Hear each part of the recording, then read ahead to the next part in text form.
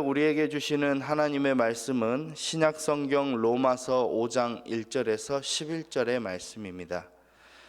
신약성경 로마서 5장 1절에서 11절의 말씀입니다.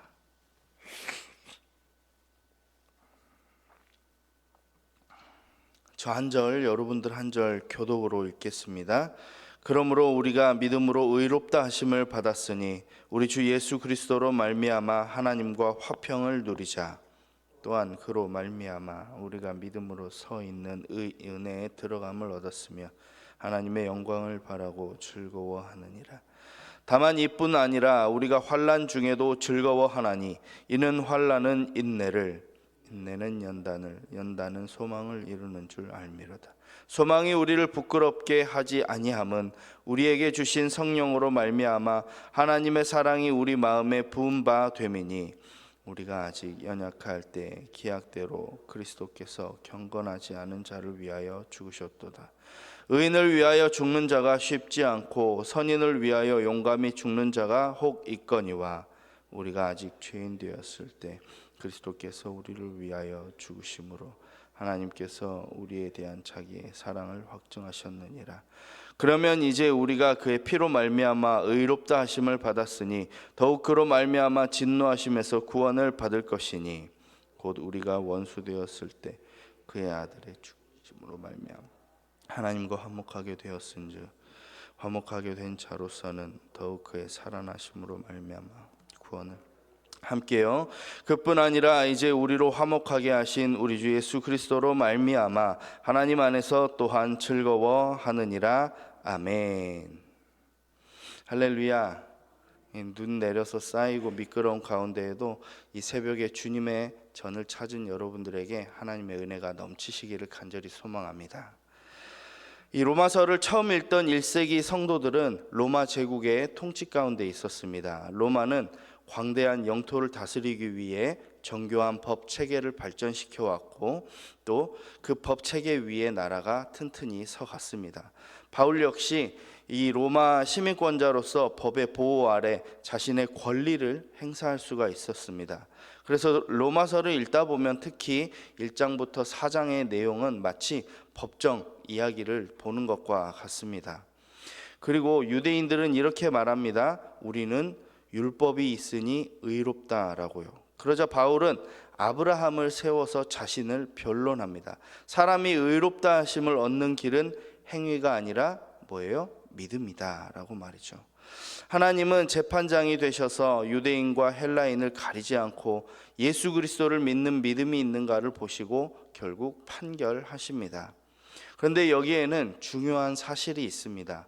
예수 그리스도의 이 울타리 밖에 있는 사람들은 단지 죄의 판결만 받은 것이 아니라 이미 죄의 결과 아래 놓여 있는 상태입니다. 에베소서 2장 5절 말씀을 보시면 여기에는 허물로 죽은 상태라고 이야기하고 있습니다. 그 말인즉슨 성경은 죽게 될 것이다가 아니라 죄 아래 인간은 이미 죽은 상태였다라고 이야기하고 있는 것입니다. 죽은 사람은 스스로 살릴 수도 자신을 항변할 수도 또 어떤 소망을 만들어낼 수도 없습니다. 그런데 죄 없으신 우리 예수 그리스도께서 우리가 치러야 할 죄의 값을 대신해서 치르셨습니다. 그리고 하나님은 그 구속의 사역을 믿기만 하는 자를 의롭다고 하십니다. 성령님께서는 여전히 연약한 인생을 살아가는 성도들에게 너는 그리스도 안에서 의인이다, 구원받았다 이 확신을 주시고 영원한 소망 가운데 살도록 붙들어 주십니다. 오늘 말씀 로마서 5장 1절에서 11절 말씀을 보셨는데 총 4부분으로 나눠서 살펴보겠습니다. 본문을 나눠서 살펴볼 때 오늘 주시는 하나님의 은혜가 여러분들에게 가득 넘치기를 소망합니다. 첫 번째로는 1절에 해당하는 내용인데요. 그러므로 하나님과 화평을 누리자. 우리 1절 말씀 다시 한번 읽어볼까요? 시작. 그러므로 우리가 믿음으로 의롭다 하심을 받았으니 우리 주 예수 그리스도로 말미암아 하나님과 화평을 누리자. 아멘. 의롭다 하심을 받은 성도들에게 가장 먼저 주어지는 열매는 화평입니다. 화평을 누린다는 말은 이전에는 화평이 없었다라는 것이죠. 다시 말해서 우리는 본래 하나님과 원수가 된 상태였습니다. 예를 들어서 이야기합니다. 우리 자녀가 실수한다고 해서 나와 원수가 됩니까? 종종 이제 자녀들에게 이 원수 같은 놈아 이렇게 말씀하실 때도 있지만 사실 원수는 아니잖아요. 그런데 만약 자녀가 거꾸로 이제 나는 당신 같은 부모가 필요 없습니다, 나는 더 이상 당신의 자녀가 아닙니다 라고 말한다면 그것은 단순히 실언으로 넘기기가 어렵다는 것입니다. 죄는 하나님께 그런 것을 말한 것과 같습니다. 아담은 범죄하기 이전에는 하나님과 에덴 동산에서 자유롭게 거닐었습니다. 그러나 범죄한 이후에는 하나님의 얼굴을 피해 숨었습니다. 그리고 그들의 약속은 깨어졌고요. 결국 어떻게 되나요? 에덴 동산에서 추방하게 되었습니다. 그런데 두 번째 아담으로 오신 예수 그리스도로 말미암아 이 관계는 회복되어졌다라는 것입니다. 갈라디아서 4장 6절에 의하면 이제 우리는 하나님을 아빠, 아버지라고 부를 수 있게 되었다라는 것입니다. 이것이 바로 화평입니다. 환경이 바뀐 정도가 아니라 아예 관계가 180도 바뀌게 된 것입니다. 이제 두 번째 2절에서 5절의 말씀에 해당하는 말인데요. 이 은혜에 들어감을 얻었으며 환난 중에도 즐거워하나니. 2절은 이렇게 말합니다. 그로 말미암아 우리가 믿음으로 서 있는 이 은혜에 들어감을 얻었다. 어떻게 해요? 들어감을 얻었다. 은혜 속으로 들어감을 얻었다. 여기서 들어감은 누군가가 누구를 소개해서 관계를 맺게 하거나, 또 다른 뜻으로는 배가 항구로 안전하게 들어올 수 있도록 안내한다라는 이 뜻을 담고 있습니다. 그러니까 성도는 예수 그리스도로 말미암아 언제든지 하나님 앞에 담대히 나아갈 수 있고, 죄의 암초에 부딪혀 파산하지 않도록 은혜의 항구로 인도함을 받는다라는 것입니다. 그래서 바울은 반복해서 말합니다. 성도는 늘 행복하시라고요, 기뻐하시라고요, 즐거워하시라고요. 하나님의 영광을 바라며 즐거워하고 더 나아가 환난 중에도 기뻐하라라고 이야기하고 있습니다. 근데 여기서 우리가 오해하지 말아야 할 한 부분이 있는데요. 성도는 환난이 좋아서 즐거워하는 것입니까? 아니죠. 환난을 통과하면서도 이 환난이 나에게서 뺏지 못하는 더 깊은 기쁨의 근원이 우리 안에 있기 때문에 우리는 즐거워할 수 있다라는 것입니다. 우리는 잠깐 낙심할 수가 있어요. 그러나 성도들에게는 다시 일어설 근거가 있습니다.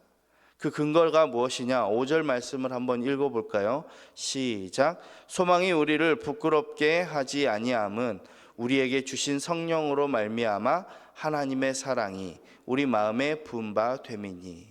하나님의 사랑이 누구에게 부어져요? 나의 마음에 부어진 것입니다. 바울은 환난 속에서 일어나는 이 영적인 연쇄 반응을 이어서 계속 설명합니다. 환난은 뭘 낳아요? 인내를 낳고, 인내는 연단을 낳고요, 연단은 소망을 이룬다라고 말합니다. 그리고 성도의 인내는 단순하게 버티는 정도가 아닙니다. 예수 그리스도로 주어진 약속의 근거에 소망을 붙드는 것입니다. 환난이라는 이 뜨거운 용광로 속에서 하나님보다 더 의지한 것들이 녹아질 때 마음이 흔들리지만 그 과정에서 오히려 깨닫게 됩니다. 환난이 빼앗지 못하는 소망이 나에게 있구나라고 말이죠. 사랑하는 여러분, 그때 우리 인생은 단단해지기 마련입니다. 또 연단은 무엇은 물건에 쓰이면 검증된 품질이고 사람에게 쓰이면 증명된 성품입니다. 연단이 무엇이나요? 이 용광로 속에 뜨겁게 재련된 그 쇠와 같은 단단한 쇠를 말하지 않습니까? 모세도 한때는 분노를 통제하지 못해서 사람을 죽였습니다. 근데 이 광야의 긴 시간 속에서 연단되어져서 마침내 온유한 자로 평가를 받았습니다. 이렇듯 믿음으로 인내한 시간들이 아직 완성되지 못한 우리들, 성도들을 빚어간다라는 것입니다.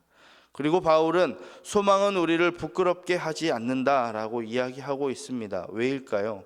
성도의 소망은 단순히 자기 암시이거나 긍정적인 태도가 아니라 우리 성령님께서 보증하는 확신이기 때문입니다. 헬라어에 엘피스라는 단어가 있습니다. 희망으로 채워진 확신이라는 뜻인데요. 불확실한 미래를 낙관하는 것이 아니라 확실한 약속의 근거에 장래의 은혜를 바라보는 것, 하나님의 소망을 바라보며 붙드는 것, 그 은혜, 그것을 이야기하는 것입니다. 세 번째는요, 6절에서 8절에 해당하는 내용인데, 우리가 아직 죄인 되었을 때 사랑을 확증하셨느니라. 6절의 시작은 왜냐하면이라고 시작합니다. 앞에서 말한 소망이 헛되지 않은 이유를 설명하고 있는 것입니다. 그러니까 6절에서 8절의 내용을 중심적으로 보시면 6절에 우리가 아직 연약할 때 그리스도께서 경건하지 않은 자를 위하여, 그리고 8절 보시면 우리가 아직 죄인 되었을 때, 그리고 뒤로 넘어가서 그리스도께서 우리를 위하여 죽으심으로 하나님께서 자기의 사랑을 확증하셨느니라. 우리가 강해졌을 때가 아닙니다.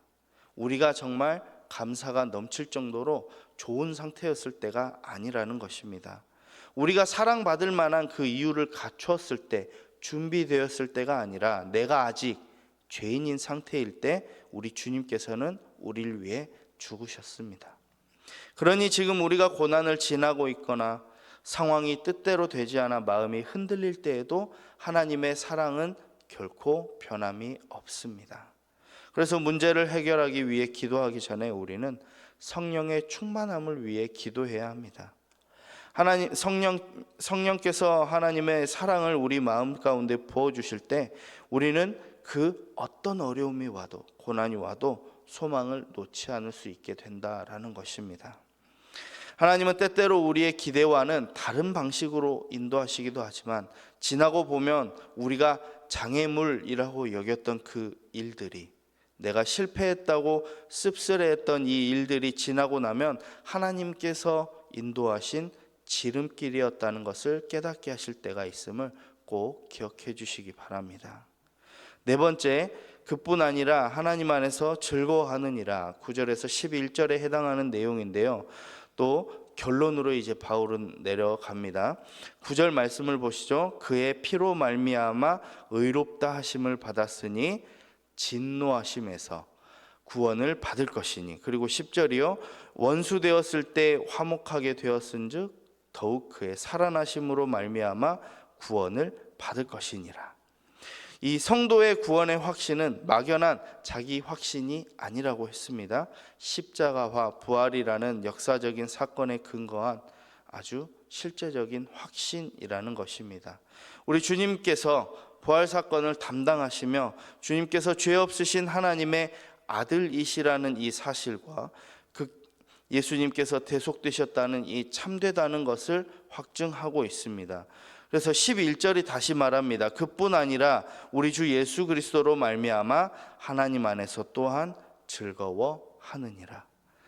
법정에서요, 의롭다, 죄가 없다라고 판결받은 사람은 어떻게 살아요? 그 뒤에 자유함과 해방감으로 아주 화평하게 살아갑니다.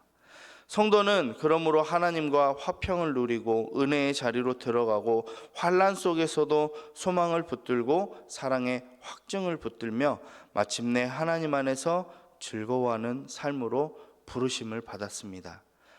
그러므로 성도님들 오늘 하루도 하나님 안에 즐거워하시길 바랍니다. 소망이 있는 삶으로 기쁨이 넘치는 삶을 오늘 하루 살아내시기를 바랍니다. 눈앞의 상황 때문에 하나님을 오해하지 말길 바랍니다. 상황이 아니라 말씀으로 하나님을 배우시고요, 성령님께서 부어주시는 이 하나님의 사랑으로 우리의 소망을 회복하시기 바랍니다. 우리 주님의 전능하신 손이 신실하게 우리의 삶을 붙들고 계십니다.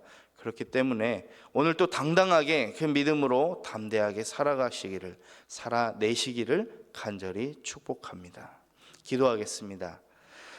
사랑의 하나님, 오늘 주신 말씀을 기억하며 나아갑니다. 죽을 수밖에 없던 우리를 원수의 자리에서 주의 자녀로 인도해 주시고 예수 그리스도가 늘 함께함으로 우리의 삶이 환난 가운데에도 기뻐하게 하신 이 하나님의 은혜를 이 아침 말씀을 통해 다시금 깨닫고 기억해 하시니 감사합니다. 사랑의 주님, 우리는 주님께서 의롭다 하신 주의 자녀 백성임에도 불구하고 여전히 근심과 걱정, 불안한 마음속에 살았음을 용서하여 주시옵소서.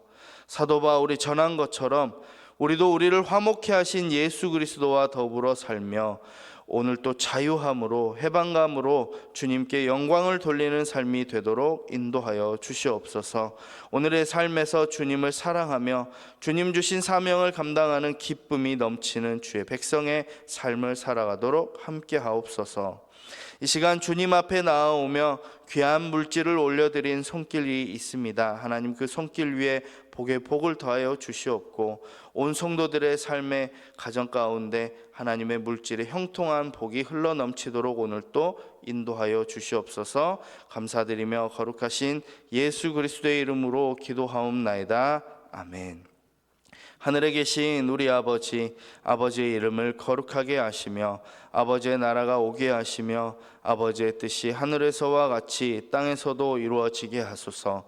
오늘 우리에게 일용할 양식을 주시고 우리가 우리에게 잘못한 사람을 용서하여 준 것 같이 우리 죄를 용서하여 주시고 우리를 시험에 빠지지 않게 하시고 악에서 구하소서. 나라와 권능과 영광이 영원히 아버지의 것입니다. 아멘.